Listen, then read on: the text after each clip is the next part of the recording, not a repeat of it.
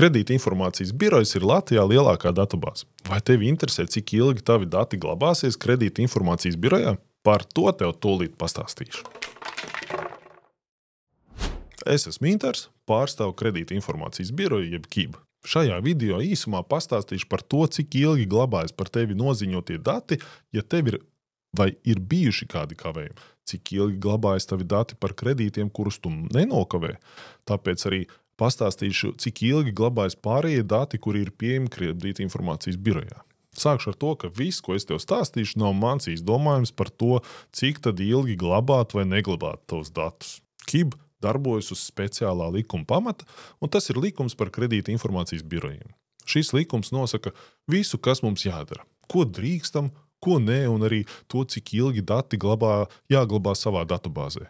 Patiesībā ir vēl vairāki likumi, kur tieši pasaka, ko kredītbirojiem darīt un ko nedarīt, bet svarīgāko par datu glabāšanu tev šodien izstāstīšu.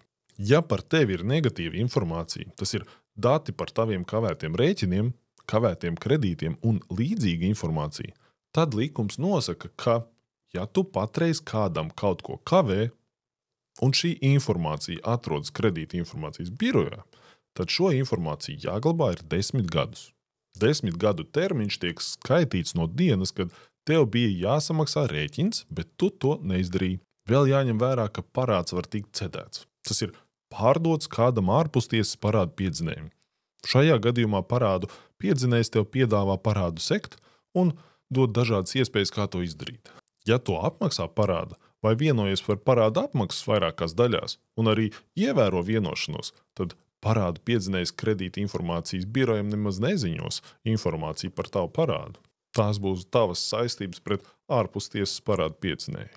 Tomēr, ja tu nesamaksā savu parādu, par kuru ar tevi sazinājās parādu piedzinējs, tad 10 gadu termiņš sākas no tās dienas, kad tu nenorēķinājies ar šo parādu piedzinēju.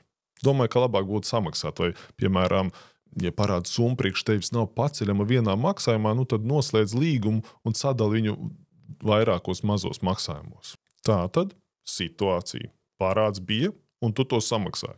Tad informācija tiek glabāta 5 gadus no brīža, kad parāds tika samaksāts. Tāpat tas ir arī informācija par maksātnespēju. Ja persona ir izgājusi maksātnespējas procesu, šī informācija glabāsies kredīta informācijas birojā vēl 5 gadus, atšķirībā no citām datubāzēm, kur glabāšanas termiņi ir īsāki. Dati par maksātnespējumu kredīta informācijas birojā glabājas ilgāk kā citur, jo KIB darbojas uz likuma pamata. Ir arī citas datubāzes, kur ir atrodami maksātnespējas dati, bet ja tas nav licencēts kredīta informācijas birojas, tad viņu iespējas veidot kredīta vēsturi, līdz ar ko arī glabāt tavus datus ir ļoti ierobežotas. Attiecībā par pozitīvajiem datiem sauc datus, kas pierāda, ka tu spēji izpildīt savas saistības, kura esi uzņēmies. Par to esmu stāstījis citā video. Linku pievienošu aprakstā. Visi pozitīvie dati glabājas visu līguma darbības laiku, cik vien līgums ir spēkā. Piemēram, hipotekārais līgums, viņš var būt 25 gadus garš. Visus 25 gadus kreditētājs, kurš tev ir aizdevis naudu, īpašumu iegādē, katru mēnesi ziņos kredīta informācijas birojiem, kā tev iet. Tāpat par visiem pārējiem kredītiem, vai tas būtu līzings, patēriņš vai studiju kredīts. Kas tieši tiek ziņots visa līguma perioda, par to pastāstīšu citā video. Kad tu izpildi savas saistības pret kreditoru, tad iestājās likuma norma, kas pasaka, ka dati tiek glabāti vēl 10 gadus, kas patiesībā pat ir ļoti labi. Es pat vēlētos, lai mani pozitīvie dati glabājas visu laiku, jo tie tomēr parāda, ka es spēju būt atbildīgs un norēķināties par savām saistībām laikā. Principā tā ir pati svarīgākā informācija, kas veido tavu pozitīvo kredītu vēsturi. Par to, kas ir pozitīva kredītu vēsture, par to es jau stāstīju. Linku uz šo es pievienošu aprakstā. Tad vēl kredītu vēsturē ir dati no Latvijas Republikas uzņēmuma reģistra. Redz, par uzņēmuma reģistra datiem nevar teikt viennozīmīgi, vai tie ir pozitīvi, vai tie ir neitrāli. Biežāk tā arī ir, ka uzņēmuma reģistra datus būtu jātraktē kā neitrālus. Dažreiz uzņēmuma reģistra dati ir tomēr jātraktē kā negatīvi. Piemēram, informācija par maksātnespējumu. Jā, tu sadzirdēji pareizi. Galvenais un vienīgais oficiālais datu avots valstī par fizisko personu aktīvajiem vai slēgtajiem maksātnespējas procesiem ir Latvijas Republikas uzņēmuma reģistrs. Ja vēlies Precīzi tas saucās maksātnespēja reģistrs. Tātad runājot par uzņēmuma reģistra datu glabāšanas termiņu, tad te termiņi ir identiski tiem, kādi tie ir pašam uzņēmuma reģistram.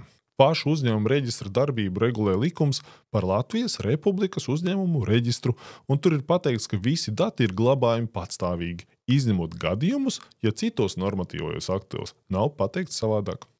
Tas nozīmē, ka uzņēmuma reģistrs visu uzrauga un kontrolē, un dati ir pieejami tik ilgi, kamēr to atļauj Latvijas likumdošana. Tātad, ja tavi dati ir atrodami uzņēmuma reģistrā, tad tie būs atrodami arī kredītinformācijas birojā.